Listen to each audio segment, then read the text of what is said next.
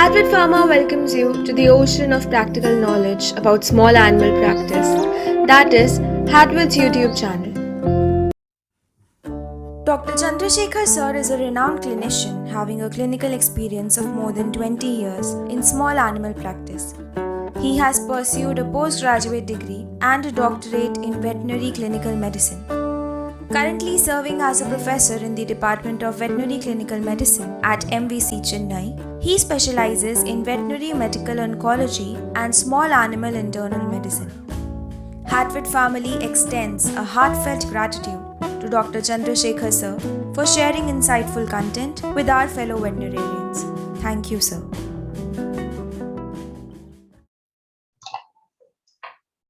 Dear participant, I am Professor Dr. Chandrasekhar, working as a professor in Madras Veterinary College in charge of critical care unit. And we are also running the chain of hospital in Chennai. We have a round-the-clock hospital. I have nearly 20 years of teaching experience, 25 years of practice.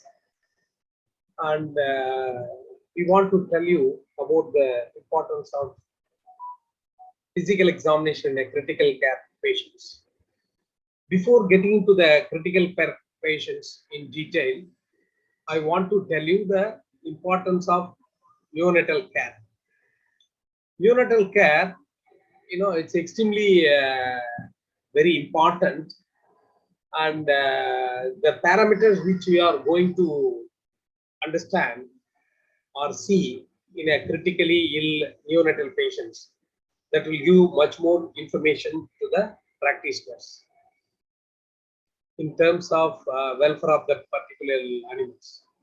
So certain parameters like normal rectal temperature of small animal, week 1, the temperature is 95 degree to 99 degree Fahrenheit, centigrade is 35 degree to 37.2 degree centigrade.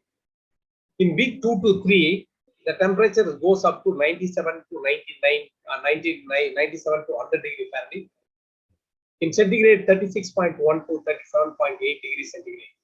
At weaning time, again it goes up from 99 to 101 degree Fahrenheit. Centigrade 37.2 to 38.3 degree centigrade. The message to the practitioner with this PowerPoint slide: as soon as they born, the temperature of the puppy is low.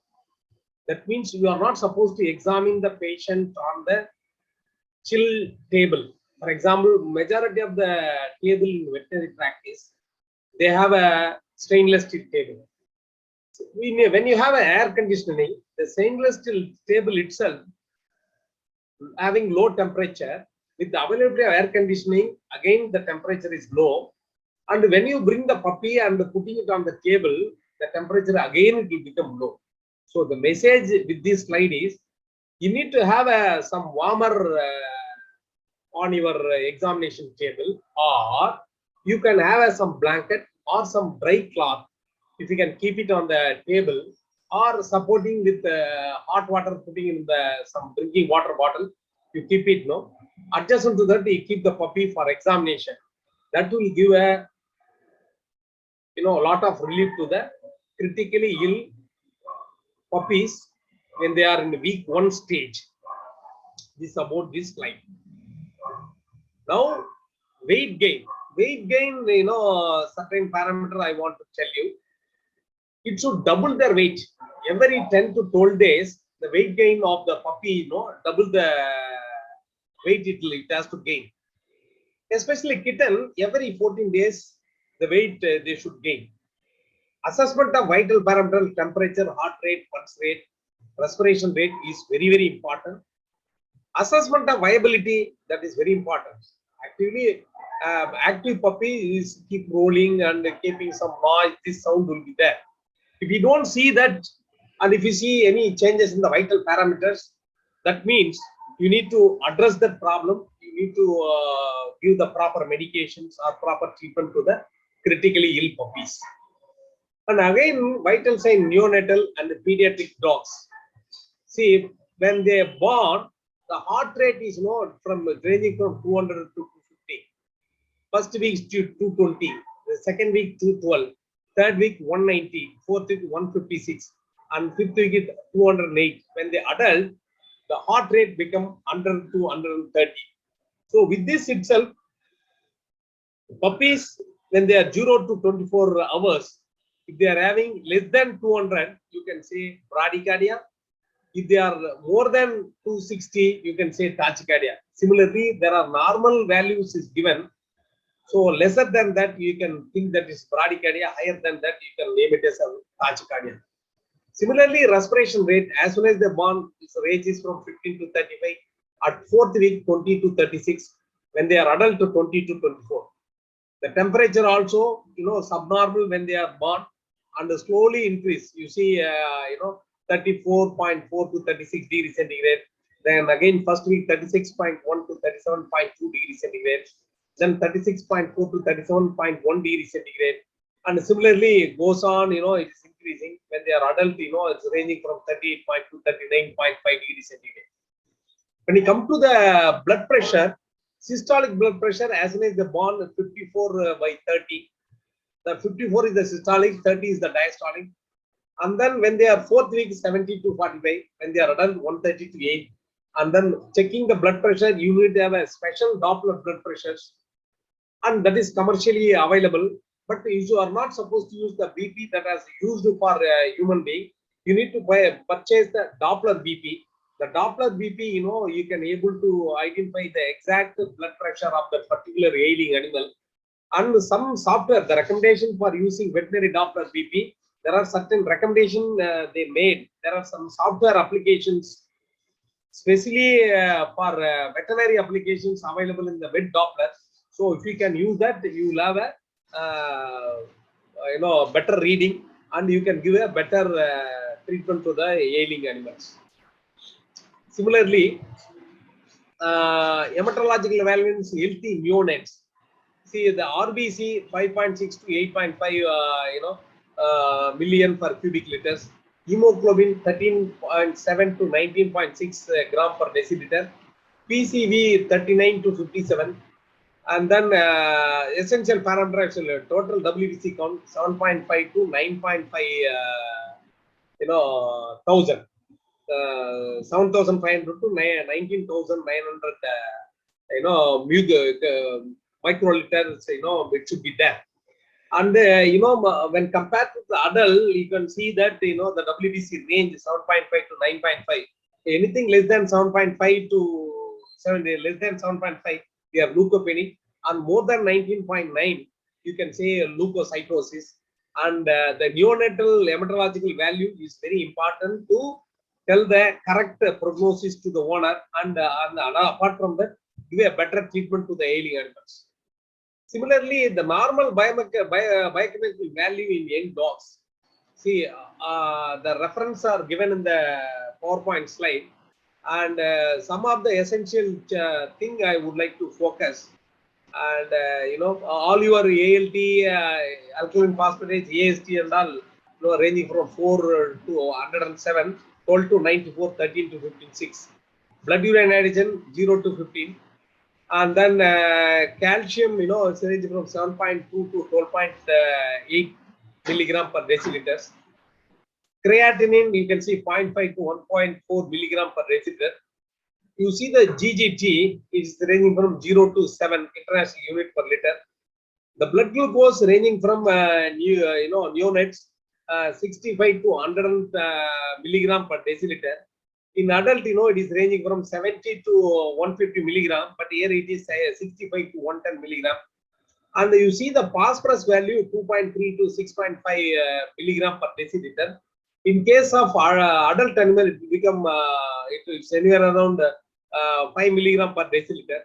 See, similarly, potassium 3.8 to 3.5. Ranging from 3.5 to 3.8 milliequivalent per liter. In case of adult, it's ranging from 4.5 to 5. So certain changes comparing with the adult biochemical values. So you need to have these reference value in a critically ill animal blood value interpretations. So this again, then again, arterial blood gas analysis. The pH, 7.21 as soon as they're born within 5 minutes. 1 hour after that, no, it will become 7.33. And then 1 day later, 7.37. So similarly, the PaCO2 value and the base excess value, PaO2 value is given. So as soon as even the blood gas, arterial blood gas value, PaO2 is 50 only.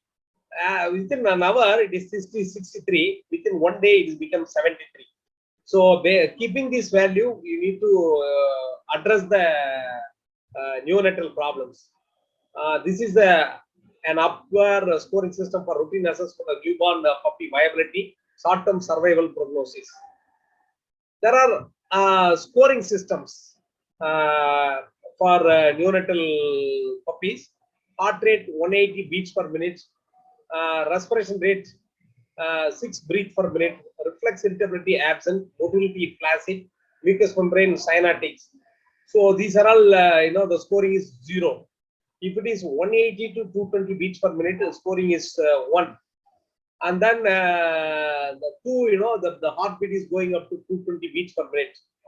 And similarly, the respiration rate 60 to 15 beats per minute under the category of 180 to 220 beats per minute. And more than 220 beats per minute, it's about more than 50 beats per minute. Reflex irritability in the second category, it is grimace. And then under the score 2, it is vigorous. Motility in 0 score flaccid. Under score, some flexion will be there. And score 2, active motion will be there. Mucous membrane 0 category cyanotic. And then score 1 plain, score 2 big. These are all the scoring. And the score 7 to 10, no distress. 4 to 6, moderate distress. 0 to 3, severe distress. These are all some scoring system available. Similarly, other parameter given varies with the heart rate, respiration rate, reflex irritability, mobility, and the sucking reflexes, vocalization, and the score point given on the top 0, 1, 2. We have told you the grading we are given. So if you apply this grading, you can identify the category and then address the problem accordingly. Then cardiovascular parameter, blood pressure is normally low, high cardiac performance, and there will be a low buffer to stress, and there is a redistribution capacity. When you look at the pulmonary function parameter, the respiration rate will be high, and they have a low minute volume and tidal volume, no resistance to muscle fatigue. When you look at the thermoregulation, as I already told you, as soon as they born, the temperature of the puppy is very low, and then they access and compose. They always need a warm and dry area. You need to have a good airway by keeping the nostril and the oral cavity, keep it clean and avoid all the mucus secretion and other things. Breathing, you can stimulate to cry. Circulation, heart rate, and color, it will tell us. So temperature, it will tell you whether they are warm or chill. Airway, you need to keep it properly. Breathing should be normal. Circulation, you can assess with the heart rate and color. And always a dry, warm position, suction stimulations. These are all, always these parameters, it will help the puppy in a good category and a good oxygen supply. Effective ventilation you need to give with the help of mask or some ET tube solution. Sometimes you can also do a chest compression, and finally you can try with medication. This is the way you need to approach when the puppy, when they are critically ill. These are all the assessment. First is airway, then is breathing, then third is circulation, then medications. All those parameters you need to follow. Then warming up the newborn. So as soon as they born, already I told you the temperature of the puppy is very low. You need to warm it. When you want to warm it, there are warmer that are available. You can keep him on the warmer, or with the help of a warm cloth, you can dry the puppy. And there are plastic device available. So you can fill up with the hot water. You can keep it very top of the puppies, so that you can avoid all these hypothermic problems. So hypothermia is a small problem, but it can end up with multi-organ failure. Hypothermia end up with hypoglycemia. Hypothermia, hypoglycemia end up with multi-organ failure. So it's a small problem you need to address immediately. If you don't address immediately, it can end up with multi-organ failure. And there are many the blower also, warm blower available. This also you can use for creating the warm environment by blowing the warming oxygen with the help of a blower. There are other techniques. There are tactile stimulation we can do, and then sometimes you can swing with your hand, so that the secretions that are present in the nostril cavity and the oral cavity will come out. It can be better. You can also see this video. I'll play this video. See how they are removing the suctioning. They have a suction, rubber apparatus. With the help of, they are removing all the material that are present in the oral cavity, and although all the materials that are present in the nasal cavity. I will play again, so it will helpful for the practitioner. You can see the video. There are, dry cloth. They are using it for wiping and then stimulating. With the suction rubber pump, they are able to suck all the material. Again, I'll play, so that you won't forget. So you can see the video. With the help of suction rubber pump, they are removing the secretion from the oral cavity.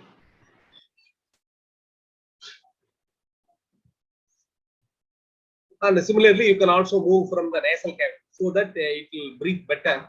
Animal, once they get the oxygen, that brain getting stimulated, the activity also will be better. Meconium aspiration syndrome. It's due to fetal distress. The meconium aspiration get into the puppies. Meconial staining on mouth, aspiration sign on radiogram.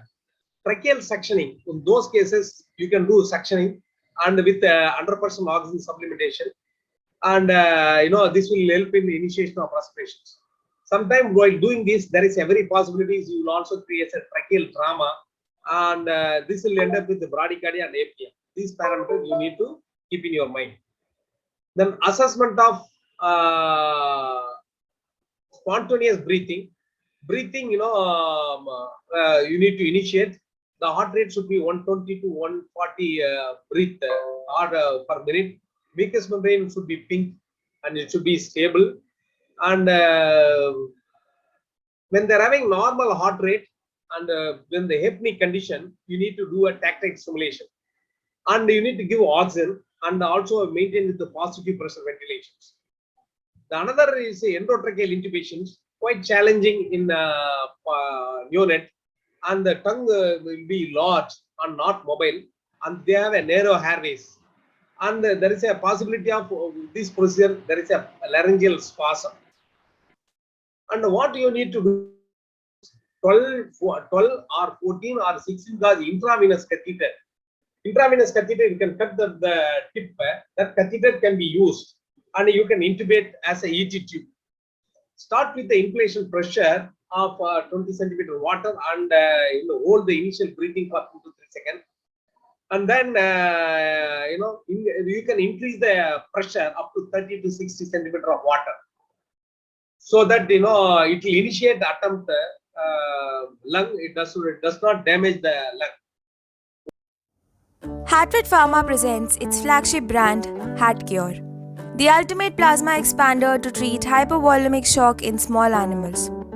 It consists of 6% hydroxyethyl starch 130 by 0.4 in 0.9% sodium chloride. For placing order, contact our sales team, WhatsApp at 98372 53817 or visit www.hatvet.com. Thank you. Once the lung expansion has been achieved, lower inspiratory pressure 10 to 15 centimeter of water and a shorter inspiratory time 0.5 to 1 second you need to maintain. That is usually sufficient. And this is actually animal collapse. This particular area, this chin, this is actually a Chinese pricking point. And what is the result of sharp needle, you can prick it. And the belief in this technique, it will collapse the animal, it can stimulate. And there will be this acupressure point. Animal, comatose or animal fainted. Immediately you can use this point, and with the sharp needle just stimulate this area, and it will stimulate the animal to make them to recover. Some of the CPR technique, and when the animal is myocardial hypoxia, you will have a bradycardia and asystole. The cardiac compression you need to do. The puppies which are big, you can use two-hand techniques. You can see two-hand techniques. One hand you are keeping a very on lateral side of the animal. Another hand you are keeping above that, and you are keep compressing. And sometimes the dog, like puppies like bulldog, you need to use the ventrodorsal beam, and then this particular area you need to press. Suppose the neonate is smaller, you can use a single hand technique. The compression you need to start on the heart, and then two-hand technique you need to do it like this. And one hand on the animal, another hand above the previous hand you need to keep. This is the mouth to store the breathing technique. And what you need to do in the diagram, you can see they're closing the mouth, and then the examiner or the critical care specialist is blowing the air into the mouth. So the blowing of air, the maximum amount of oxygen saturation will be there. It will make the animal to regain the consciousness by getting a more amount of oxygen through the nasal cavity, get into the trachea and goes to the lung, and it goes to the brain, and it will get activated. This should be done, when the animal not showing a response with all other technique. This has to be done immediately. And then adrenaline, when you see animal collapse, you want to make the heart to contract. You can use adrenaline 0.1 mg. 1 mg adrenaline contain 1 in 1,000 units of adrenaline. So this injection 0.1 mg per kg body weight you have to do intravenously. If you don't have access intravenously, you can access intraosseous too. The another one is the naloxone. Is a opioid antagonist, and what you are using, you can use a 0.1 ml IV or 2 to 4 drops sublingually. You can give when you give a lot of opioid for controlling the fits or to relieve the pain, normally we give. So reversal naloxone is the reversal. This can be used for reversing the opioid action. The routes of administration. So animal is doesn't show response. Animal is critically ill. Through umbilical cord arteries, you can administer adrenaline or the life-saving drugs. Suppose when you are not able to access the peripheral blood vessel, see the cephalic vein you are not able to access, saphenous vein you are not able to access, the jugular vein you are not able. The other ideal route is intraosseous route. This route, in veterinary practice, rarely they use. But I know some of the pediatrician, I have a contact with them. I frequently visit some of the human pediatric hospitals. And normally, when they are not able to access the jugular or the peripheral vessels, the next option is they go into intraosseous route. Already I told adrenaline or atropine or any drug. So all the drug, it can be infused into the intraosseous route. So that like the here what they have done femur head, they introduce the needle. Before that, what they have done, they save the area, infiltrated the area with the lignocaine. Then they introduce the intraosseous needle. When they introduce the intraosseous needle, we want to know whether it is inside the medullary cavity of the femur bone or outside. We have to check. Inside the medullary cavity of the femur bone, and if it is present inside, when you move the bone parallel to the movement of the bone, the needle also will go. Suppose if it is entered laterally, and with the palpation you can identify the presence of the needle laterally. And suppose if it is going posteriorly, you can also identify with your physical method, palpating the corresponding this particular area. Sometimes when you are fixing the needle, Suppose you accidentally enter into the subcutaneous route, you can all, if you are infusing the saline, and you can see the swelling on the corresponding area. That also you can verify while doing the procedure. Suppose you want to know exactly where exactly present, you can take an X-ray. By taking an X-ray and the presence of needle into the femur medullary cavity, you can identify very easily. So that you will have 100% confident of the presence of the needle, and whatever the drug, whatever the fluid you want to give, you can introduce. The safety procedure of keeping this needle, you need to keep it sterile, and after fixing the catheter, this area you can clean with the chlorhexidine or put some in gauze, put a nice bandage, and this you can use it for 3 days. And these are all the important life-saving procedure. I think the practitioner or academicians, they must have access of this route, especially neonate. Neonate actually challenging when you raise the jugular vein or cephalic vein. Another technique, what you can do is you can also try cut down technique. If you are not able to access central line, peripheral line, or intraosseous also become difficult, you can go for cut down. Cut down, what you do is you just make a small incision on the cephalic area and raise the blood vessel and fix the pediatric catheter that already you can fix it. You can secure it so that you will not have any problem of administering the drug on time. So all the procedure, whatever I told, it should be done on time. It should not be getting delayed. And the more you delay, the more number of mortalities. And so the peripheral vein access, central line access, intraosseous route access, cut down technique, you need to do it as early as possible. Sometimes this is the cephalic vein access. You can also access a line. What you have to do is you have to shave this area, apply some antiseptic, then raise the neck. You can see the jugular vein. Jugular veins in animals is superficial, not like human. So what you need to do is, if you have ultrasound, keep an ultrasound. You can identify the presence of anechoic structure with the blood. You can identify. If you are going very deep, you may enter into the carotid artery. But you raise the jugular vein with the ultrasound, you can identify the presence of jugular vein. Then there are ready-made catheters that are available for pediatric use. You can use jugular vein catheter. There are needles that are available. First, you have to use the needle penetration. Then after introducing the needle, you have to connect the J wire, and J wire help you to go get into the blood vessel. Then it go up to the right atrium. Then remove the. Then you use some dilators. There are vein dilator that you can use this area. The dilator, it will make the jugular vein bigger, and there are small dilator, then bigger dilator. First use a smaller dilator, then you can use a bigger dilator. Then finally you can fix the double lumen catheter or single lumen catheter. Then secure with normally what I know, I use a dynaplast. When you keep the dynaplast, it will be in the position for longer time, and keep that area sterile. Keep some chlorhexidine applications, in gauze on the site. Then you secure it and put a stay sutures on the site. And this can be, there are jugular catheter, you can use it for 45 days. So imagine that much of important, that much days you can keep it. There won't be any problem of keeping. The only thing is every day you need to remove, keeping the that incision site sterile. And if you keep that, you can make the animal to become you make the animal to become normal.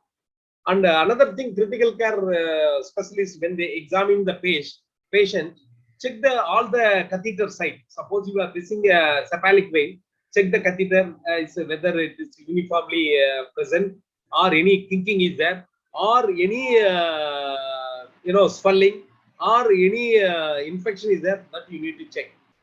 And most of the catheter, there is a provision available in that if you infuse the saline, and then the saline will go, and if it is inside the blood vessel, it will go properly.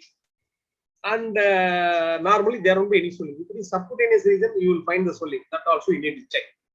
And if you find any redness or any infection around the site, that particular area you need to clean. This is the responsibility of a critical care specialist. You must check properly. And another thing, if you are fixing the jugular vein, jugular catheter, that area every day you should clean and check whether it is having a proper flow of blood. Normally, what we do know, when we fix the jugular catheter, finally we put the heparin. There is a message available how much heparin we have to infuse into the each catheter site.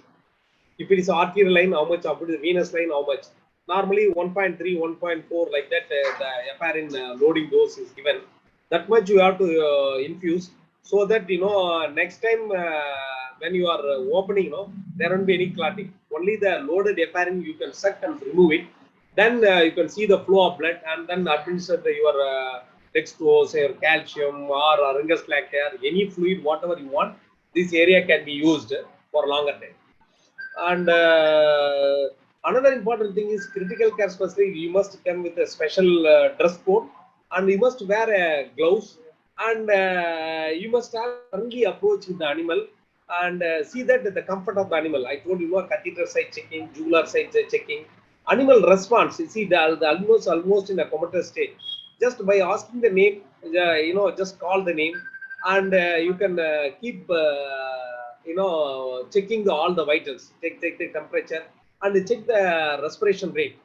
The respiration rate, by looking at the rib movement, you can appreciate. And another thing, some of the internal assessment you can do with your stethoscope. Stethoscope, what you do, the animal is having a lot of fluid accumulation. You can get a pruritic friction rub. Animal which are having a lot of fluid accumulation in the alveoli, you can have crackles. Crackles, when you rotate it in your finger, that is the crackle sound. Asthma or the wheezing sound, when they inhale and exhale, the abnormal sound you can appreciate with naked eye. Sometime from a distance you can appreciate. And we keep your stethoscope on the chest, you can appreciate all these abnormal sound very clearly. And another thing, auscultation of the heart.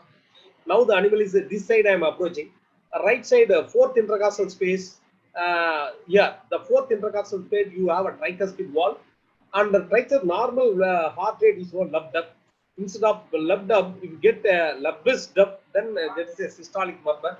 If you get lubbed up, is the diastolic murmur. So the tricuspid wall auscultation in fourth intercostal area, normally you have to go. On the left side, there are three valves there: mitral, aortic, and pulmonary. Imagine like a map. And when you keep the elbow, that particular area, approximately a 4 to 6 intercostal region. On the bottom, you will have a mitral valve, and above that, the fourth intercostal, you will have aortic valve, and the third intercostal, you will have a pulmonic valve. That's the reason I told map on the left side. This side is the right side, is the tricuspid valve. On the left side, you remember like a map. So mitral, aortic, pulmonic valve auscultation, you can do it. Animal which are having mitral valve stenosis, you will get murmur. Animal with aortic valve stenosis, you will get murmur. Animal with having pulmonic stenosis, you will have a murmur. So with the careful auscultation, with the sound proof area, you can auscultate or identify the problem. Another important thing is always critically ill puppies, you need to start from nose to tail. That is very important.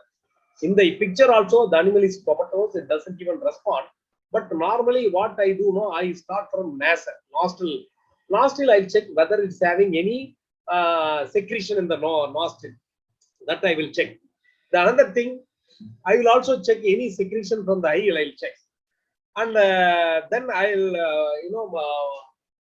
I'll move on to the ears. Ear any secretion, and I'll also palpate the base of the ear whether the animal is having pain in the base of the ear. And also I do changing the position of the neck, like left side or right side, I move whether the animal evinces pain. Similarly, I'll flex the front limb when he evinces pain in the scapula, humerus, and radius ulna, carpal, metacarpal, and phalanges. Whether it is having any pain, I'll check. And palpation, I'll do it with the thoracic region. Whether any congenital abnormalities. So one of the problem, there are swimmer puppies. Swimmer puppies, they don't have this type of sternum. Instead of this straight sternum, they have a flat sternum. So when there is a flat sternum, they call it as swimmer puppy. Whether that is that, because there is a congenital problem. That approach, that treatment, I'll tell you in the subsequent, but that isn't a 1 hour lecture. Then another thing, any break in the ribs, example is a flail chest. In the flail chest, you can identify some break in the rib, you can appreciate. And the palpation, any abscess, cyst, any growth on the chest region, I can appreciate. And similarly, I'll palpate the dorsal aspect of the thoracic region, the lateral side, ventral aspect of the thoracic, both the side I'll check. And then I'll move on to the abdomen. Normal liver you cannot palpate, but animal which are having hepatomegaly, after 13th rib you can see the enlarged liver. And then right kidney is cranial, left kidney is caudal. And those things, lumbar region I will palpate. Right kidney first, second, third lumbar vertebrae. Left kidney second, third, and fourth lumbar vertebrae. Another important thing is, stomach also normally you cannot palpate. The animal with the GDV, I'm talking about the bigger dog, or these puppy neonate also, when they're having a gas forming organism, or when they're having any obstructions or some but distension of stasis of some material inside the stomach, you will see the distension. And those distension also by physical examination I can able to appreciate very easily. Then I'll move on to the back leg. Back leg, I'll palpate the hip joint, whether the animal is having pain in the hip joint. And similarly, I'll check the stifle joint, whether the animal is having pain in the stifle joint. And I'll come to the tarsus, any problem in the tarsal region, the metatarsus and phalanges. All those things I'll check. Sometimes I'll flex and extend it also, whether the animal is having any pain. Then I'll move on to the, before moving on to the perineal region, I'll palpate the abdomen. There are two techniques. Already I told you, a bigger dog I'll do both hand technique. A small dog I'll do the single hand technique. But this particular puppy I'll do a single hand technique. Whether the stomach is distended, I will also check whether the internal content of the intestinal loop. See, most of the foreign body getting stuck in the mid abdomen, that is in the ileocecal junction. Whether the foreign body is present, the foreign body present in this area. Caudal part of the abdomen, you have a bladder.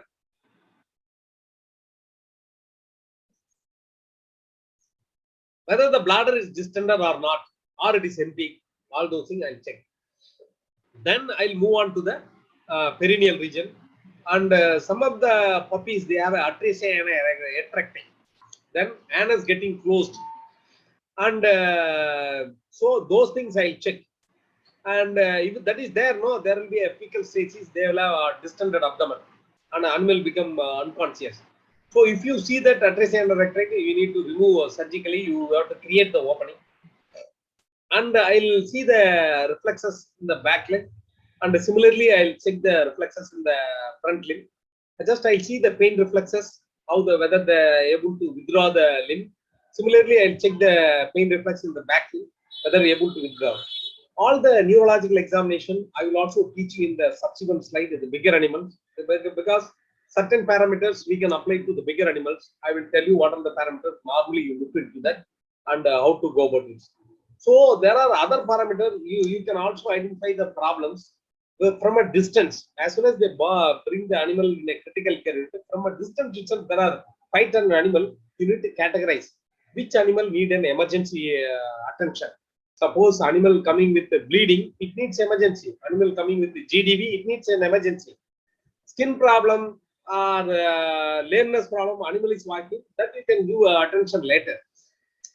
So the animal is unconscious, animal is in a very bad stage, animal is having breathing distress, so requiring a airway help, requiring a breathing help, requiring a circulation help. So these are all major criteria we need to give attention. So practitioner or academician, they want to set up a critical care unit of 24 hours. See that the unit must have a 24 hours oxygen supply, and then they must have a HAPO bag, they must have a mechanical ventilator, they must have all the IV fluids, they must have all catheters, they must have all the suction tubings. Those things are highly important to run a critical care. We must have warmer, And these are all small equipment, but it's an important equipment in a critical care setup. Hatvet Pharma presents their fastest moving product, Rajdox, doxycycline injection, suspension, and tablets. The safe option of antibiotic to treat resistant infections. Rajdox is available in the following formats: Rajdox injection, Rajdox oral suspension, Rajdox LB 100 tablets, Rajdox LB 200 tablets, Rajdox LB 300 tablets. For placing order, contact our sales team or WhatsApp 98372 53817 or visit www.hatvet.com. Thank you. And these are all the essential points I would like to stress with this single pictures, and I move on to the subsequent related to the neonate. Then atropine, when we will give the neonate heart rate is low, then they call it as bradycardia. You need to give a atropine. Then atipamazole, these are all reversal agents. Yohimbine, this is a reversal agent in case of xylazine toxicity. You can give this dopram injection is a respiratory stimulant. You can use there is a 1 to 2.5 mg per kg body weight. Suppose if you are able to access peripheral vein, you can give it. If you don't have peripheral vein, go for a central line. If you don't have access to the central line, you go for intraosseous. These are all some of the drugs which are commonly. Then this dextrose, when the puppy is hypoglymia, I told you, puppies normally they're going for hypothermia. Hypothermia immediately going to hypoglycemia. So hypoglycemia means you need to administer the glucose. Hypothermia means you need to keep him in the warmer. So when the animal is hypoglycemic, normally we use 20% dextrose, 1 ml every kilo body weight, we give IV. Then after that we check the blood glucose level. When the value comes to normal, then we manage that. All this hypothermia, hypoglycemia depends upon the etiology. Etiology always you have to trace. Once you identify the etiology, you address that, all these problems can be reversed. And other things, animal majority of the puppies or the neonate having a multi-organ failure, they get into metabolic acidosis. We use the sodium bicarbonate at the dose rate of 1 milliequivalent or 2 milliequivalent per kg body weight IV we use. That 8.4% sodium bicarbonate, but this what we use. With this dose rate normally we use. But another thing, animal is hypovolemic shock, we resuscitate them with a lot of fluids.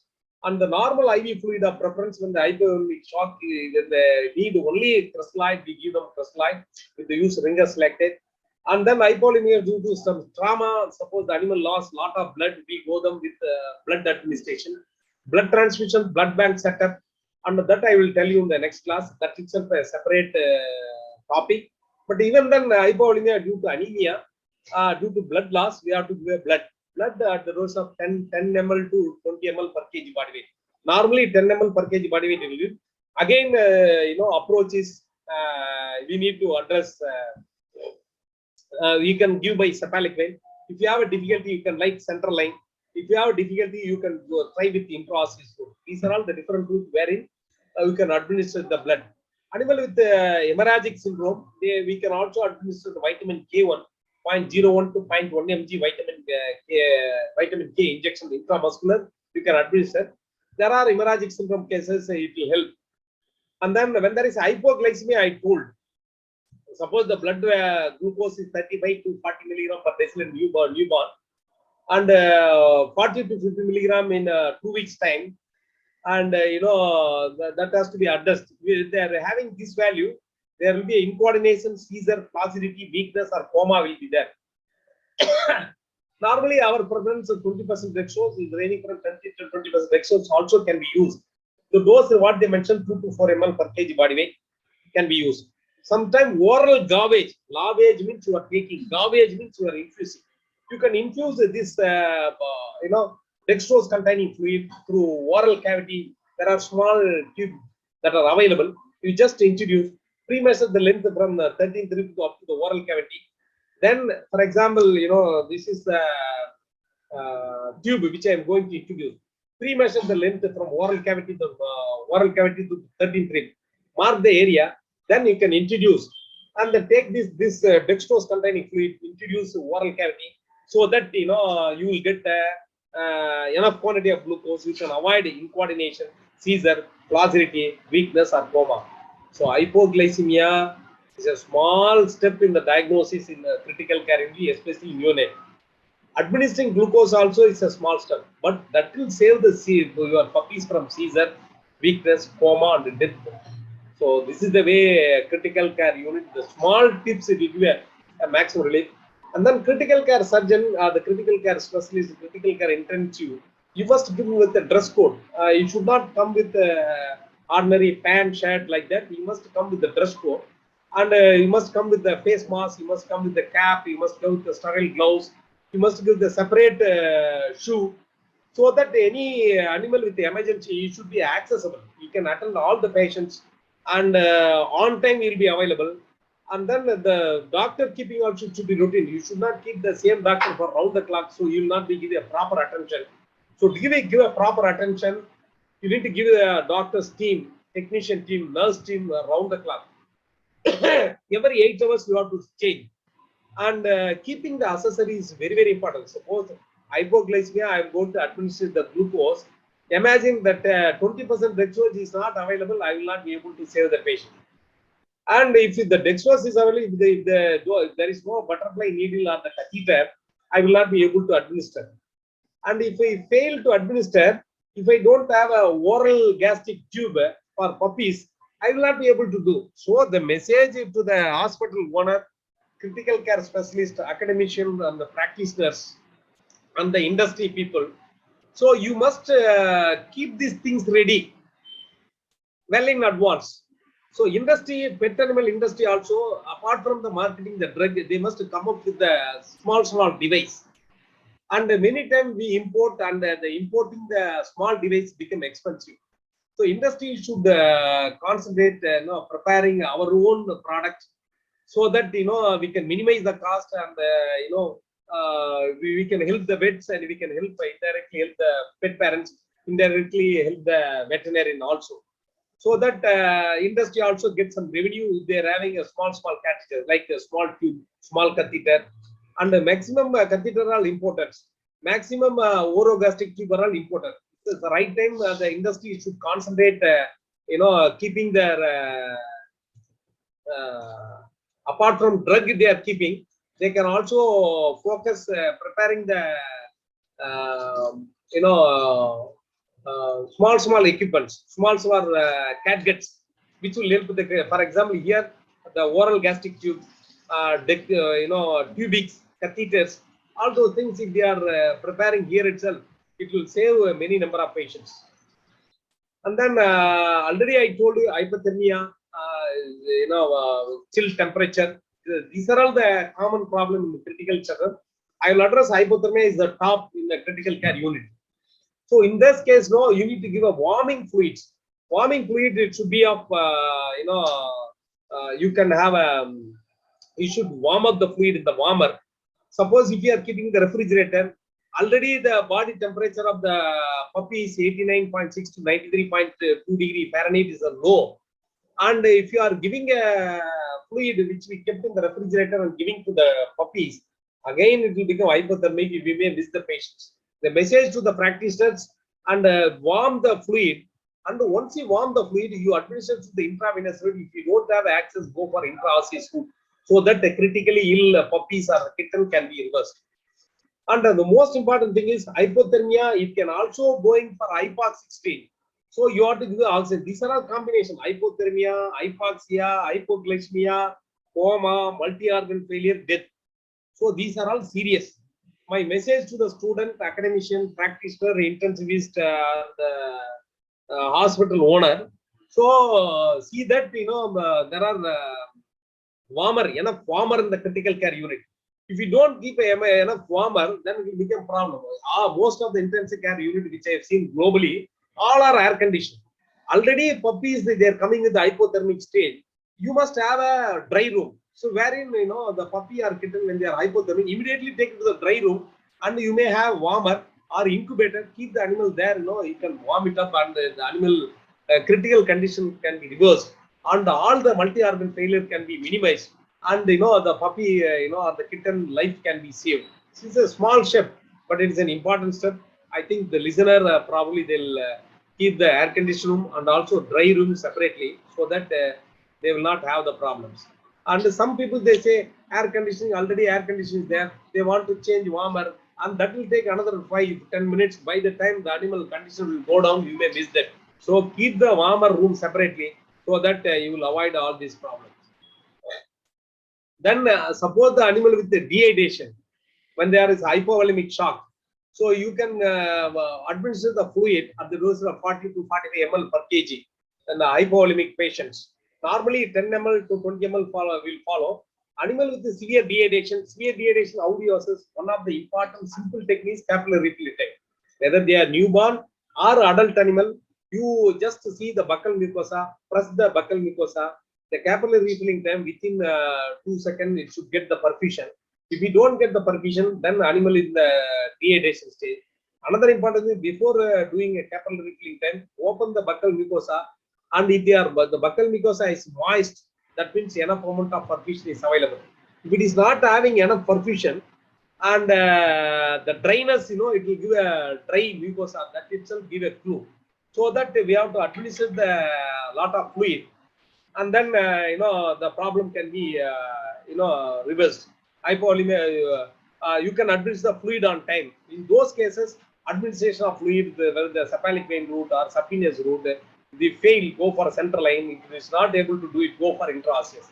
My recommendation, majority of the puppies are getting when they are terminal stage. If you are not able to access the peripheral blood vessel, better go for intraosseous route. You can reverse the problem. And then and then fluid type. Normally the fluid of choice, Ringer solutions and or plasmolyte. These are all the fluid normally they prefer in veterinary practice. Respiratory emergency, hydrothorax, a lot of fluid accumulation in the thoracic cavity. And when you auscultate, you will have a fluid flashing sound. Normal sound you will not be able to get. Or when you percuss itself, you will get a dull sound. Percuss like this. When you percuss, it will get dull sound. When you percuss some hard object, that will have a bigger sound. So that will give a clue. Then auscultate, the fluid splashing sound you can identify. Suppose the animal is the congenital diaphragmatic peritoneo-pericardial hernia, and the diaphragmatic hernia, all the intestinal loop, it will be in the thoracic cavity. Peritoneo-pericardial hernia, all the abdominal content will be in the pericardial region. There are meconium aspiration syndrome, meconium animal getting aspirated, hyaline membrane disease, bacterial septicemia, pneumonia, hydrogenic pulmonary injury, right to left congenital vascular shunt. All this become a respiratory emergency. And then these kind of vascular shunt, you can do an echo and identify. Pulmonary injury by doing an ultrasound, the presence of changes in the pulmonary parenchyma, you can make out. Pneumonia with the X-ray, you can identify. With the ultrasound also, you can identify. Bacterial septicemia, you can collect the fluid with lavage and then identify the presence of bacterial septicemia. Hyaline membrane disease, this is a congenital problems, and wherein they will have a breathing distress. Meconium aspirate, the meconium normally they have to excrete, and when they are aspirated, they will have a respiratory emergencies. And the diaphragmatic hernia, peritoneal pericardial hernia, already we explained. Then giving an oxygen is important critical care activity. When they are hypoxic, then you are examining the animal with rib movement moving up and down. Animal is unconscious. So first step, I told you airway. The airway you have to give the oxygen, and to give the oxygen, the airway should be clear. See, first the animal, this animal is awake. This animal is also awake. We maintain with the naso, via nasal cavity, we are administering the oxygen. This animal is also awake with the Elizabethan collar covered with the plastic sheet. We are administering the oxygen. This is okay, but animal with unconscious, with respiratory failure, you need to intubate. Immediately we will have an endotracheal tube. We have to intubate, and we have a HAMP bag. The HAMP bag, the structure will be like this, and we need to compress the HAMP bag. When you compress the bag, below that we have oxygen. We give the oxygen supply, and someone has to compress. when someone is compressing 15 compression, we give one breathe. And like that, if you are maintaining for a couple of minutes, animal with respiratory failure or cardiac failure can be reversed. But it should be done in instantaneous. You should have a team of people. So then only you can able to get a better response in a critically ill animals. Then again, a cardiovascular emergency, and I'll go back to hydrothorax. Hydrothorax, the presence of fluid in the thoracic cavity. When you keep an ultrasound probe, and the presence of fluid will be anechoic. With ultrasound guide, introduce the needle, remove the fluid. Diaphragmatic peritoneal pericardial hernia, you need to do a surgery. And when you do an ultrasound, thoracic cavity, all this, abdominal content you can see in the thoracic cavity. This also should be corrected surgically. And these are about the respiratory emergency management. Then another important thing is the oxygen administration, the various. One is the flow by oxygen. This is actually with the nasal cannula, nasal catheter we are administering. One of the method is flow by oxygen. Keep the oxygen very nearer to the nostril cavity. They'll get up to 40 to 6% oxygen saturation. That's one thing. Then another thing, a nasal flange. Nasal flange, you can give a nasal bud, keep it into the nasal cavity, and then animal get about 70 to 80% oxygen saturation level. If you have a cage, if you have an oxygen cage, in that you can keep the animal, and thereby you can supplement the oxygen. And once you supplement the oxygen, required quality of oxygen the animal will get, and you will not have this problem. You will not have the problem of distress in handling, and the animal will be comfortable. Through this, you can administer the oxygen. That's one thing. And this nasal catheter via administration of oxygen, you need to desensitize the nasal mucosa by applying lignocaine, drops into the nasal cavity. Without lignocaine applications, if you are fixing the catheter into the nasal cavity, animal try to remove it. Once they try to remove you, the animal will not be able to get the required quantity of oxygen. So always desensitize the area with the lignocaine drops, then fix the catheters, animal will get required quantity of oxygen. And this is another method wherein oxygen wood, we have Elizabethan color, cover that area with some plastic sheet. So we can administer the oxygen. But sometimes accidentally it's open, maximum amount of oxygen getting lost. That is the problem with this technique. And then cardiovascular emergency, suppose the rupture of the umbilical cord or the placental disease, there is some amount of the blood they were lost. So you can give 10 to 20 of fresh whole blood obtained from the other patients. You can give it. Sometimes you can also give it dextran or itastarch. These are all the colloid. It can be given, the animal with loss of fluid.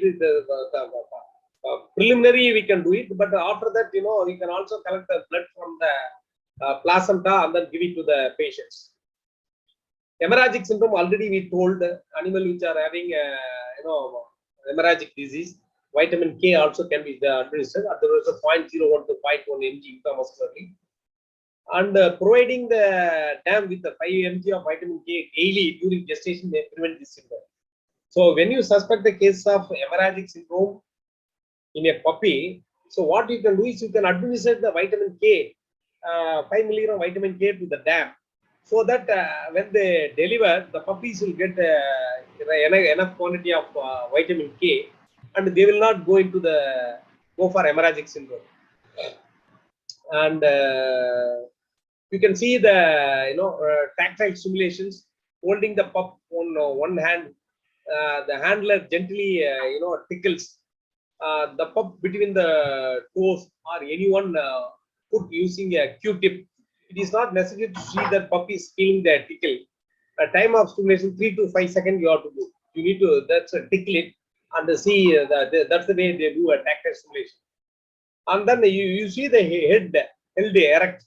See, with the two hand technique, one hand they're supporting the neck region, another hand they're supporting the back leg region, and this type of support, this is an using both hands. The puppy is held perpendicular to the ground, straight up, so that head is directly above its tail. This is an upward position. The time of 3 to 5 seconds you can do. Another head pointed down. The idea of doing this, any secretion that are present in the nasal cavity, oral cavity, to come down. And what you have to do is holding the puppy firmly with both the hand. The head is reversed and is pointed downward, so that is pointing toward the ground. The time of 3 to 5 seconds. So tactile stimulation, head held erect, head pointed down. These are all the some of the emergency procedure you can attempt on neonate, and it can have a better relief to the animal. And similarly, you can do the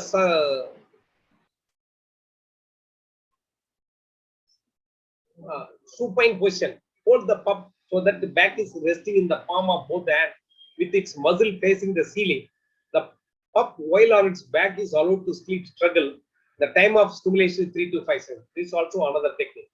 Thermal stimulation, animal with hypothermic, and you can keep the puppies on the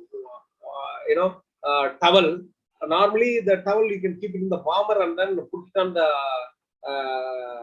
put a warmed towel.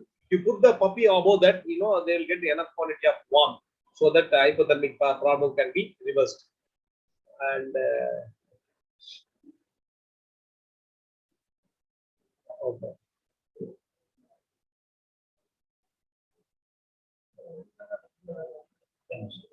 These are all some of the technique you need to adopt in neonate. And now I will go ahead with some of the technique which you have to adopt in bigger dog. I will tell you one by one.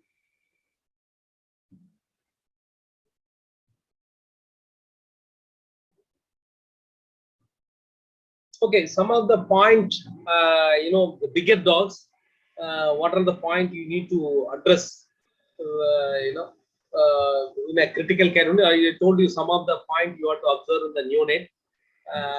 What are the common emergencies? I told hypothermia, hypoglycemia, respiratory emergency, hemorrhagic syndromes, how that has to be addressed, how the critical care specialist should come to the ward, how the team should communicate. Another important thing is some of the noises in critical care unit, which became alarming to the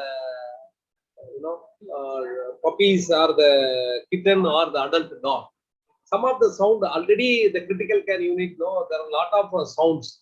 Like for example, there are sound in the Doppler BP, there are sound with the ECG machine, there are sound with the vital sign monitor. This will become a disturbance to the animal. So always, especially the mobile phone users of student, staff, and what they need to do is they need to minimize sound, or they should keep it in the vibration mode. And all their communication also should be communicated with the signals, or the too much noise they have to avoid, because already a lot of distress animal, when they get a lot of sounds in the critical care unit, they will be disturbed, and they will get into a lot of problems. That's what the study shows. There are sounds in the critical care unit creating a problem to the pet animals. There are articles that are available. That's one thing. And the second thing, the team always should be ready. That I already told you. Every 8 hours, the team should be ready. Attendant, technicians, critical care staff, critical care chief, always they should be available on turns. Then only they can do some meaningful job. In a critical care unit, the neurological examination is always playing an important role. The most important thing is you need to call the pets by name. And another thing, you can assess some of the vitals by going very near to the animals. So there are the systematic way of accessing the functioning of nerves, and I'll go one by one. Nervous system, there are divided into central nervous system and the peripheral nervous system. Under the central nervous system, we have brain and brainstem and spinal cord, and we have a forebrain. Under that, telencephalon, diencephalon. Midbrain, we have mesencephalon. Under the brainstem, we have a diencephalon, mesencephalon, metencephalon, myelencephalon. Hindbrain will have a metencephalon and myelencephalon. I'll go one by one. The peripheral nervous system acts on and send messages to and from the central nervous system. Somatic nervous systems sends sensory information to the central nervous system and the motor message to the muscles. Apparent sensory, efferent motors. In autonomic nervous system, serves a basic life function. Sympathetic nervous system readies the body for threat. Parasympathetic nervous system calm the body down and maintain energy. So, aim of neurological intervention: confirm the problem, lesion the localization, severity and extent, determine the cause, estimate the prognosis. So, all this you can able to do it with proper neurological examination. Then what are the equipment that you need for neurological exam? You don't need fancy equipment to check the neurological functions. You need to have some basic equipment like flexor hammer. You need to have a Hatvet forceps. You need to have a cotton. You need to have a pair of gloves. All those things. That's all. The knee hammer, they should have a pointers wherein you can touch some sensory part and identify the problems. So another thing, neurological session, component of neurological extension, observation. This is very important. So what are the things you need to observe? See, a healthy animal, when you call, they'll respond to the person, and that's the way you can identify whether the animal is responding to your call. So some of the animal with poisoning or when they are ailing, the response may be reduced and response may not be there in a critical care situations.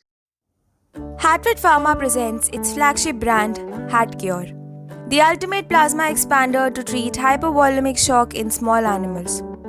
It consists of 6% hydroxyethyl starch 130 by 0.4 in 0.9% sodium chloride. For placing order, contact our sales team, WhatsApp at 98372 53817 or visit www.hatvet.com. Thank you. Some of the advanced disease conditions or trauma or poisoning, in those conditions you will not be able to see the clear response. The partial reaction testing, this will also help us to identify the various problems in the neurological assessment. Spinal reflexes, also it will help us type. Cranial nerve examination, superficial sensory functions will tell one by one. Then mental status and behavior. Normally the animal will be alert with a normal response. When they are depressed, drowsiness with the less response will be there. And then confused and disorientation rage, there will be an inappropriate manner will be there. Stuporous, unconscious with the reduced response. Comatose, unconscious with the absence of response to any stimuli. These are all some of the terminology that being used. Behavioral changes, whether the animal is aggressive or whether the animal is having head pressing or they are having any neglecting syndrome or the loss of learned behavior. All those things you need to check. Then another thing, what you have to do is health it. If the animal is having health it, academicians, practitioners, researchers, they can concentrate when the animal is having health it. The problem may be in the vestibular region, vestibular lesions. If they are having Swift-Sarrington, when they are having Swift-Sarrington, that means thoracic limb may be normal, but the pelvic limb, it will become paralytic. So it may be thoracic or cranial spinal cord lesions.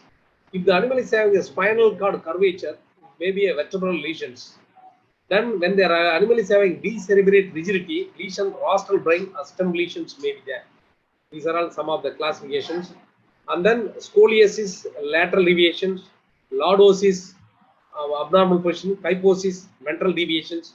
These are all the terms, some terminology they use for depends upon the posture availability. Gait, whether the animal is having sensory ataxia or whether the animal is having vestibular ataxia, whether the animal is having cerebellar ataxia, or whether they are having hypermetria, exaggerated stepping, or whether they are having hypermetria, less stepping is there, or dyspepsia or disorientation of the stepping is there. All those things we have to address. Then observation gait. Lesions cranial to P3 It may be tetraparesis or paraparesis. Lesion caudal to T2, and they'll have a positioning like this. Lesion caudal to T2 also, there will be a walking monoparesis like this. Hemiparesis, ipsilateral T2 caudal midbrain may be lesions. Rostral brain or cerebrum lesions, they have a hemiparesis like this. And the hemiparesis cases, you can see the animal is supported with some wheeler. You can see the wheeler, with the help of that they are supporting the animal. And then gait, detection toward the side of the lesion, whether the animal is circling, twisting, or head tilt. These are all you will get in case of vestibular problems. Tight circle with the balance loss. Vestibular system, lesion may be in the vestibular system. And then wide circle without balance loss, lesion may be in the forebrain lesions. So these are all depends upon the gait. You can identify the lesion whether they are in the vestibular system or in the forebrain lesions. You can identify. Then involuntary abnormal movement, whether they are having epileptic seizures. Most of the epileptic seizures, now the availability of smartphone, every parent they have. So we need to advise them to record the episode of epilepsy and how long it is going, and what are the symptoms that prevailing, that the examiner or the critical care specialist is able to grasp very well, and they can able to do the needful job. And then myoclonus is the muscle contraction, myotonia, muscle weakness, then head bobbing, all these are all involuntary abnormal movements, and that is indicating. And then cataplexy, so all those things are indicating lesion in the forebrain. And I'll move on to the next. Partial reaction testing. This give a complex response, maintain normal to upright position of the lung. How they are taking complex partial reaction testing? Initially we perform proprioceptive positioning reaction or the hopping reactions. If normal, then proceed for further reactions. Then proprioceptive reaction, normally what they do, imagine this is my paw. What we have to do is, normally you have to flex, and immediately help the animal, they bring back to normal position. That is the proprioceptive testing. And if it is if you only flex, if it is a delay in bringing back to normal positions, and that will give a clue about the the lesion in the various part of the tract. We'll tell you one by one. We see the text, flex the proprioceptive position reaction, flex the paw, immediately return to the paw to normal positions. And you can also do a slide paper, just keep this paper below the paw of the animal, just pull it. Normally they try to bring the position normal. Then another thing, you can also do the hopping. Hopping, what we have to do is, you close all the three limbs, allow the animal to hop only one limb, and this will help us to assess whether the animal is weight shifting, or it's able to initiate and the movement of the extended limb. All those things we can able to do. We can able to assess it. The idea of doing test, whether the animal is able to hope, whether the animal to, when they are hoping, whether they are able to balance their body while doing the test. That's the way the test useful for detection of the various issues.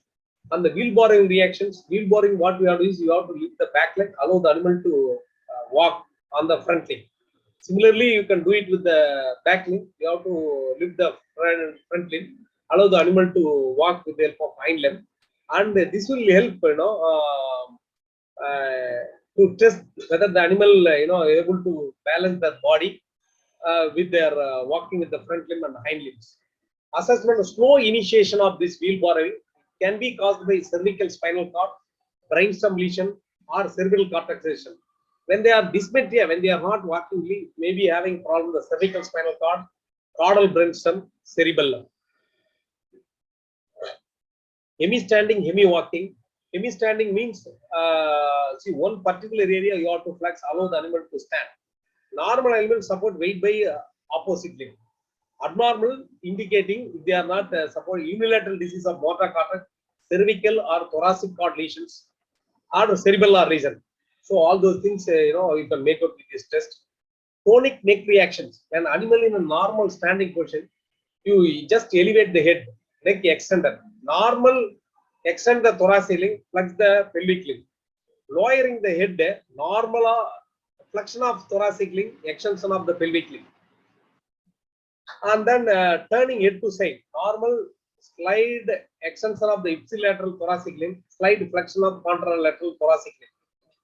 When the animal is having frontal lobe lesions, contralateral abnormality will be there. When they are having vestibular lesion, ipsilateral abnormality will be there with the simple tonic neck reaction. So you see the cranial nerves. See, the olfactory nerve is essential for the sense of smell. You see, provide some eatable items. When the animal is having a good sense of olfactory nerve functions, they are able to smell and then eat. The animal doesn't have any doesn't have a normal function or the lesion in the olfactory nerve, they will not be able to sense. Even if we give a eatable item, they will not be able to do.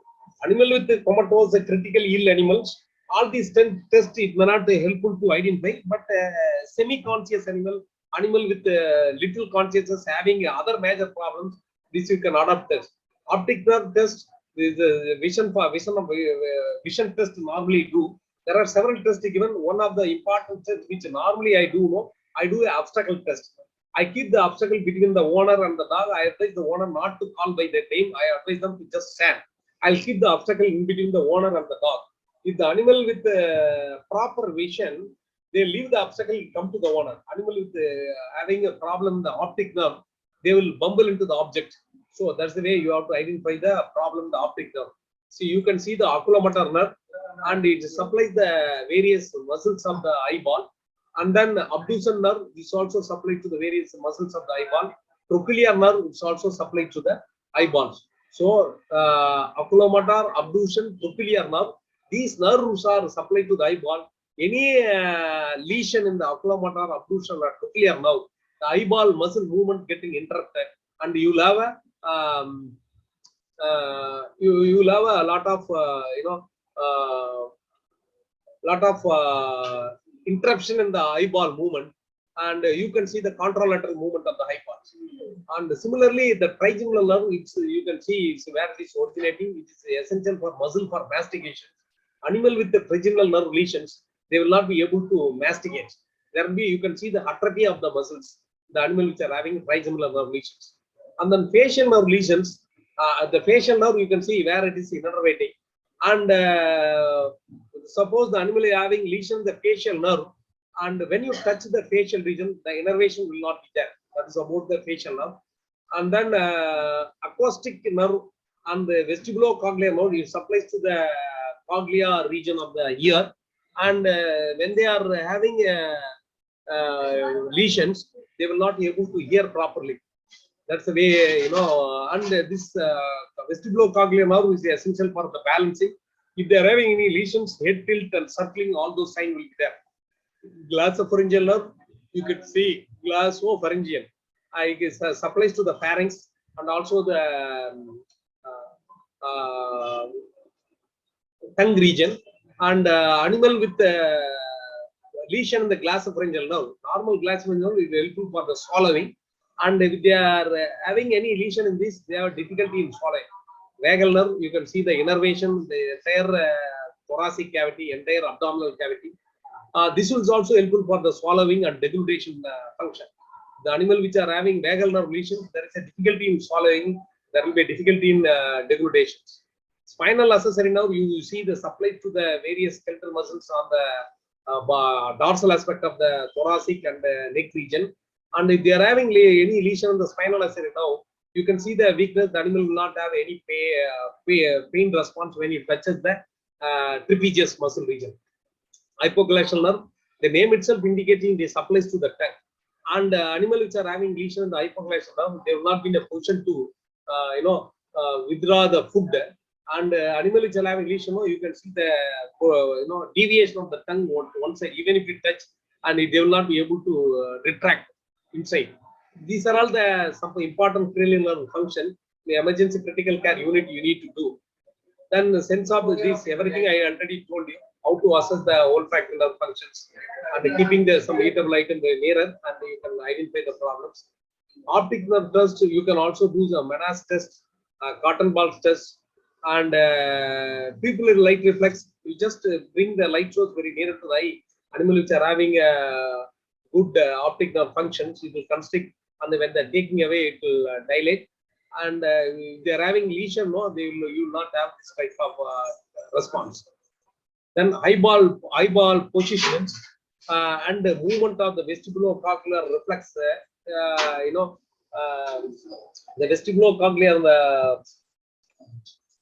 the oculomotor nerve, abduction nerve, they innervate the eyeballs. When they're having lesion, the one side fixing of the eyeball will be there. Then trochlear nerve, it's also supplied to the eyeballs. And when they are having any lesion in this, there may be a dorsomedial strabismus, maybe due damage to the nerve or the midbrain. They have a eyeball movement like this. Another thing, palpebral reflex.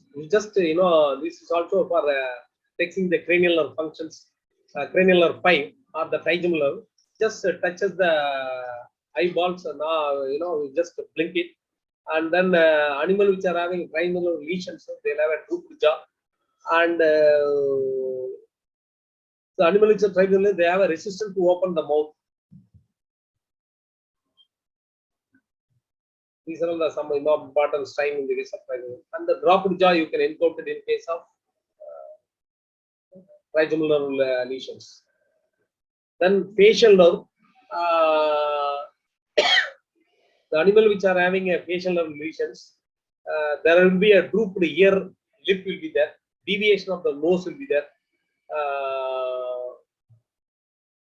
and also you can see the absence of abduction of the nostril when they are having lesion in the facial nerve. You can appreciate, and you can also see the dry eye, keratoconjunctiva, they call it dry eye. They are having a facial nerve lesion. You can be a tear production, you can check. And the animal which are having a facial nerve lesions, there will be a problem with the tear production. So that time they do this CNS tear test.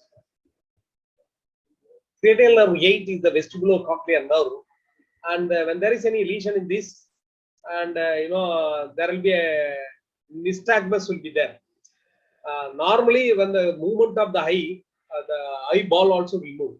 When they are having a lesion on the vestibulocochlear nerve, and the movement will be interrupted. There will be a horizontal nystagmus, there will be a vertical. Horizontal nystagmus, which it will go like this. Vertical nystagmus, it goes like this. So all those things encountered in vestibulocochlear nerve. You can also encounter in ventrolateral. You can also see the ventrolateral strabismus. And then suppose to check whether the hearing capability of the animal is normal, just you have to tap very near to the ear of the animal, and the normal animal they'll try to take away from the sound. The animal with the diseased conditions or the lesion of the vestibular cochlear nerve, because of deafness, they will not be able to take away their ear. Cranial nerve 9 and 10, there is a glossopharyngeal and a vagus nerve. The animal with the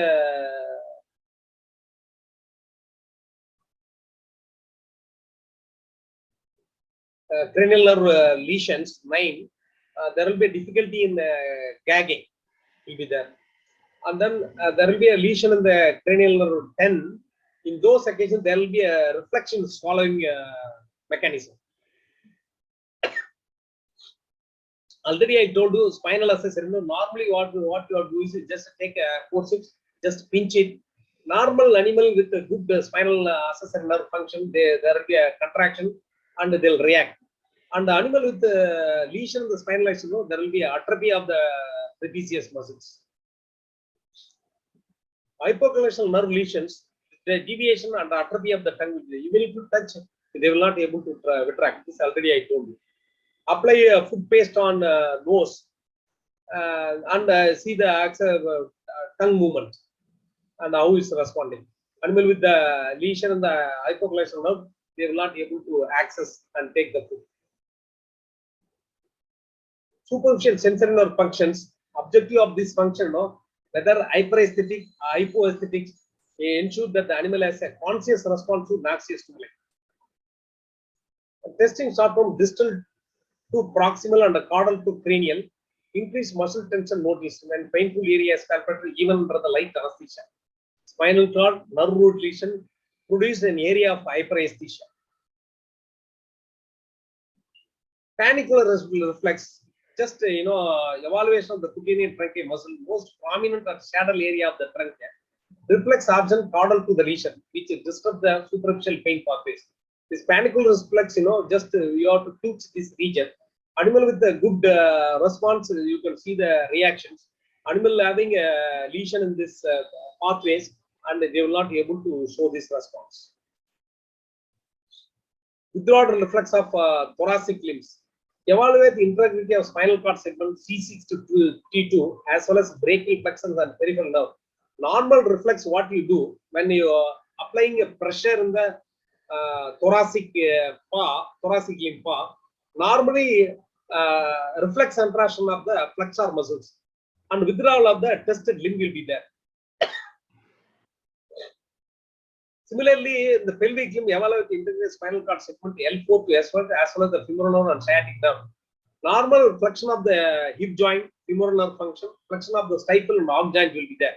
See, when you pinch here, that is indicating the flexion of hip joint, femoral nerve function, flexion of stifle and the hog joint. You can appreciate the sciatic nerve integrity. We can verify with this test.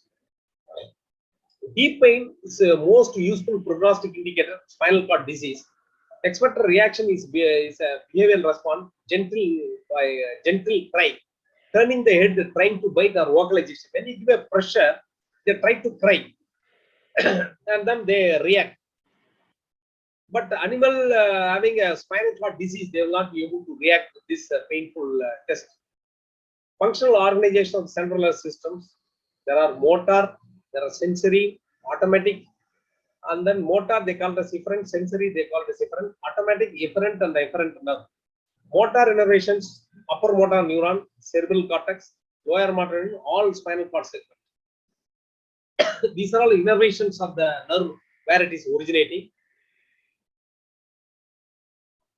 Then now how we are doing the paternal reflex test. Most reliable test mediated via the cord segment L4 to L6. It is also evaluated the femoral nerve. Normal, when you percuss here, there will be a brisk and a slight extension of the stifle will be there. So there is a grading. If it is absent, 0. If it is depressed, 1. Normal, 2. Exaggerated, 3. Exaggerated with the cronus, 4. That is the way the paternal reflex. Lesion within L4 to L6. This is the way you have to identify. Remaining. Then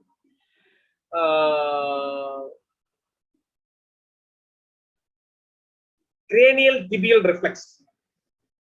Cranial tibial reflex, what tibia, what you are doing, strike just distal to proximal end of tibia. Distal to proximal end of tibia, you are percussing. Normal flexion of cock will be there. So there is grading. If it is absent or decreased reflex, if they are exaggerated, lesion cranial to L6 to L7. That's the way you have to do it. Right tendon just dorsal to the tibio-dorsal bone. Slight extension necessary. Normally extension of dog followed by flexion, contraction of the caudal thigh muscle. Abnormal response, there will be absent or decreased reflex will be there. Extensor carpi radialis reflex. Strike the extension carpi radialis muscle just distal to the elbow joint. Normal extension of the corpus will be there. Abnormal, like absent or decrease. Exaggerated reflex plus 3. Lesion cranial to C7.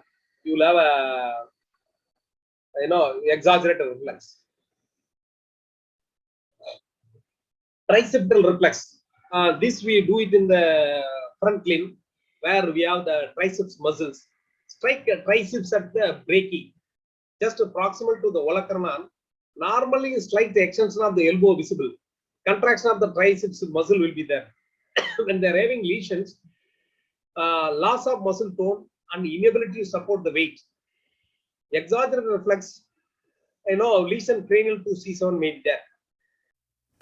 Hatvet Pharma presents their fastest moving product, Rajdox, doxycycline injection, suspension, and tablets. The safe option of antibiotic to treat resistant infections. Rajdox is available in the following formats: Rajdox injection, Rajdox oral suspension, Rajdox LB 100 tablets, Rajdox LB 200 tablets, Rajdox LB 300 tablets. For placing order, contact our sales team or WhatsApp 98372 53817 or visit www.hatvet.com. Thank you. Then bicep exercise, this is also performed in the front limb where the biceps muscles are there. What you have to do is by placing the index finger over the distal end of the biceps and the bicipital tendon at the elbow, and you see here, tapping the finger, you have to keep the finger above the finger, you have to use the percussion hammer. Normally a slight flexion of elbow and the contraction of the bicep muscle will be there. Flexion of the elbow and flexor reflex, better assessment of musculocutaneous function can be assessed. Exogenous lesion cranial to C6 will be there. Extensor thrust reflex, what they are doing, lateral recumbency or with the animal suspended by shoulder with the pelvic limb hanging free, toe spread, apply pressure between pad. Normal rigid extension of the limb will be there. Difficult to elucidate lateral recumbency, exogenous reflex, lesion cranial to L4. Another important reflex is a perineal reflex. What you have to do, you have to pinch around the perineal region, elicited by light stimulation of the perineal region with the forceps. Normal contraction of the anal sphincter with the flexion of the tail. And what you have to do is best to check integrity of the sacral spinal cord and sacral spinal cord segment. Important animal urinary bladder dysfunction, abnormal or depressed prudental nerve lesions. So these are all the, if the animal is having prudental nerve lesions, when you are pressing here, you will not be able to see the contractions. That's the way this perineal reflex, give information. Crossed extensions are reflex. Crossed observed with the flexor reflex is elucidated. Normal extension of the limb opposite to the stimulated limbs. So when you are stimulating one limb, the opposite limb there will be extension. Babinski reflex, extensor toe reflex. Finger or forceps used to strike the limb on caudal lateral surface from off to digits. Normal, no response. Abnormal, extension and pinning of the digits. Seen in dog, pelvic limb paralysis associated with the extensor, hypertonus and exaggerated reflex. You can also see some neurological function, how they are performing.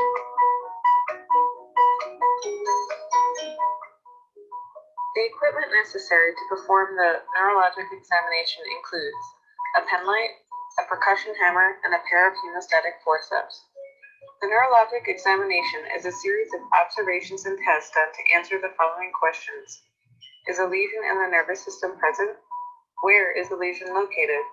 How severe is the lesion? And is the disease worsening, improving, or staying the same? Initial observations.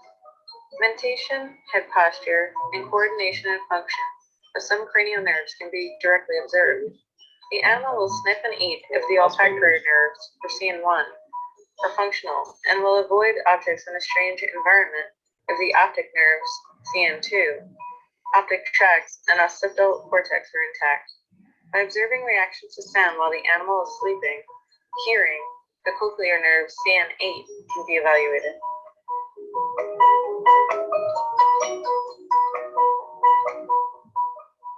To evaluate the menace response, advance the hand towards the eye. A blink should be observed, indicating that CN2, the facial nerves, or CN7, and their connections in the brain and brainstem are functional.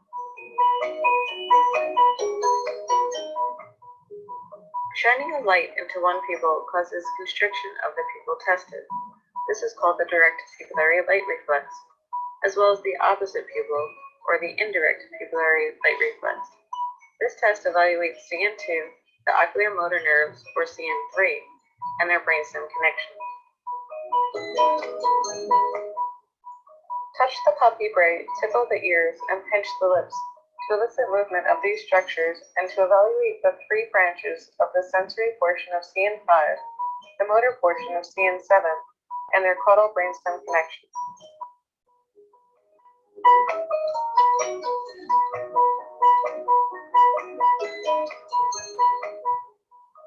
Open the jaw to evaluate muscle tone and range of motion. Reduced muscle tone indicates a lesion of the motor portion of CN5 and the associated brainstem region. Reduced range of motion usually indicates muscle disease.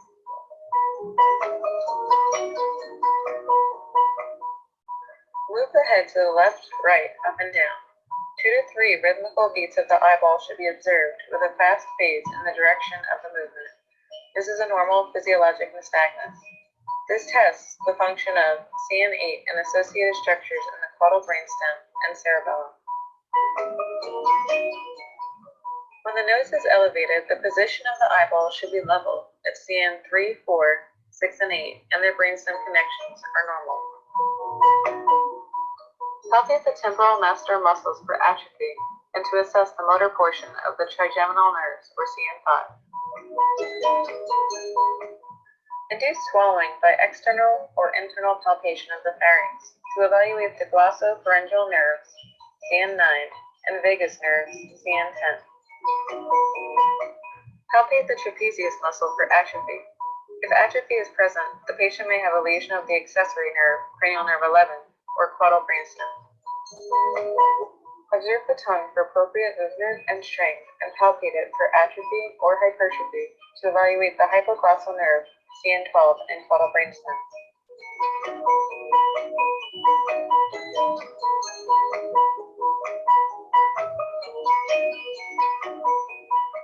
Place a finger on the biceps tendon and percuss the finger. A brief elbow flexion indicates a normal reflex. The response can be subtle. Place the finger on the triceps tendon and percuss the finger. A brief elbow extension indicates a normal reflex. Directly percuss the extensor carpi radialis muscle. A brief extension of the carpus indicates a normal muscle response. Pinch the toe with fingers or forceps. Flexion of the limb joint indicates a normal withdrawal reflex. Pain is present if the animal cries or growls.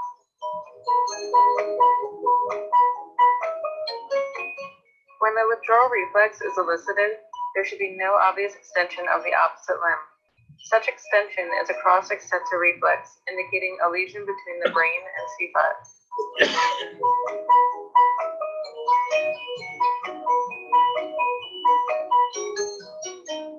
Percuss the patellar tendon and observe a brief extension of the stifle joint. Grasp the gastrocnemius muscle between the thumb and forefinger and percuss the thumb. Brief hock extension indicates a normal muscle reflex. Percuss the cranial tibial muscle directly and observe a brief flexion of the hock. Place the finger over the sciatic nerve and the sciatic notch and percuss the finger. Brief extension of the hip, stifle joint, and hock indicate a normal sciatic reflex. Pinch the perineal area with finger or forceps and observe contraction of the anal sphincter, indicating that an anal reflex is present.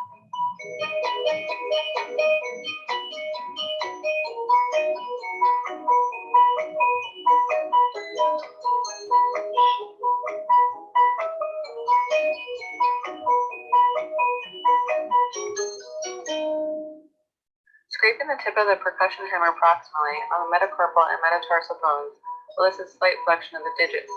Extension of the digits is a positive Babinski sign and indicates a lesion somewhere between the brain and C5 or the brain and L5. A limited range of motion in the neck could indicate that the neck is painful and may induce muscle spasms, crying, or growling. Back pain may be elicited by palpating the paravertebral muscles. Pain may result in muscle spasms, crying, or growling.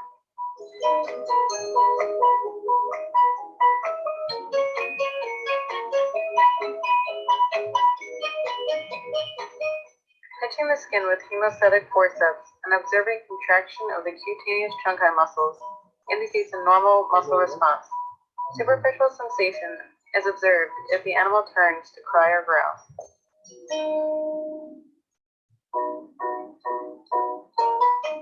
With support, have the animal stand and hop on each limb individually to detect subtle defects in limb coordination, strength, and whether one limb is more uncoordinated or weaker than the others.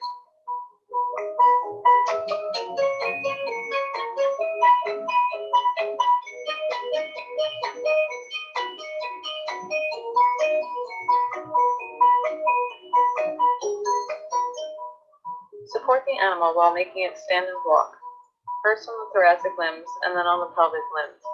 The wheelbarrow test can detect subtle deficits in coordination, strength in the thoracic and pelvic limbs, or whether one side is less coordinated or weaker than the other.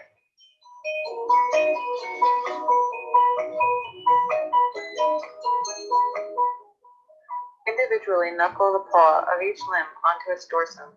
It should immediately return to the correct position if conscious proprioception is normal.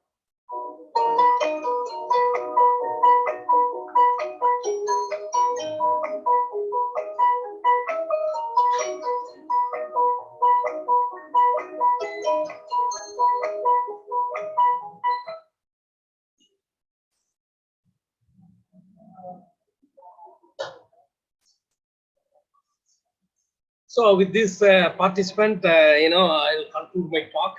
So at nutshell, what I want to say, airway, breathing, circulation is very, very important in critical care unit. So airway, you need to create by doing intubations. While you are doing intubations, you can put the ET tubes, putting an ET tube, various ET tubes that are commercially available, for puppy to adult dog, that you have to select, and then selection of the ET tube based on the nasal septum, keep on the nasal septum that will corresponding to the trachea, or palpate the trachea, you can identify the diameter, and then you can select. There are other description available in the emergency setup. All those things are, all those tips are very important. And while putting a ET tube, you have to spray the lignocaine on the ET tube and also the caudal part of the oral cavity, so that when you put ET tube, animal doesn't have any pain or doesn't develop any laryngeal spasm.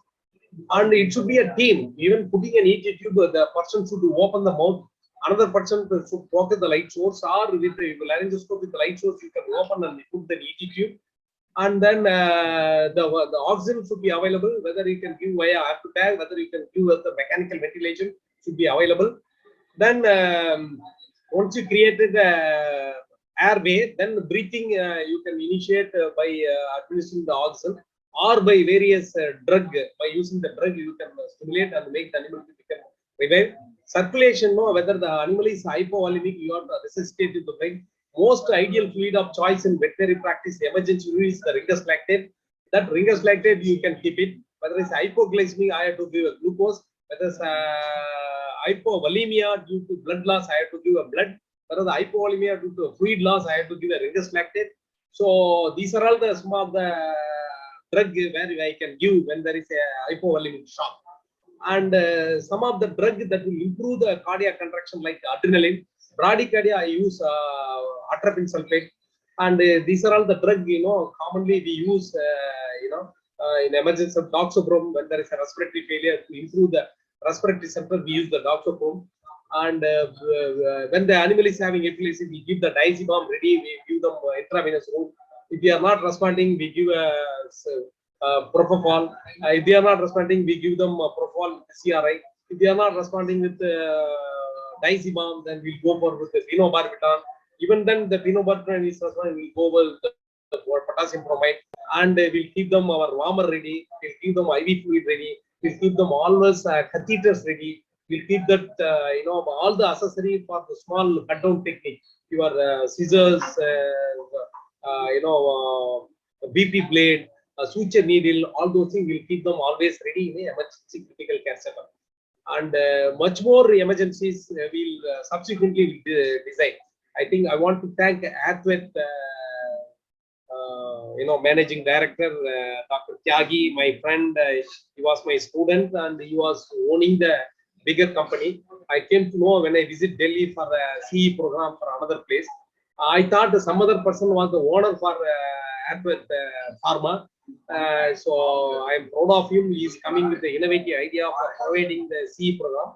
I heard he spent a lot of money for CE program. Veterinarian should proud of his motive, and everything we record, and then we give it to the vets all over the world.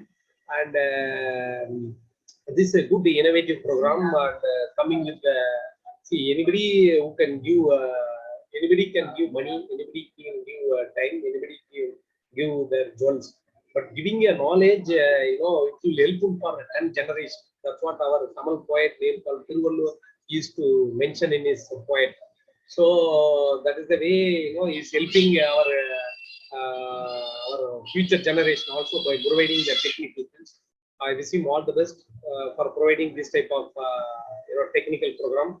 I want to tell the listener, you can keep seeing all the videos, all the technical inputs. It will definitely helpful in your practice. With our 25 and 30 years of experience, we are giving you the nutshell.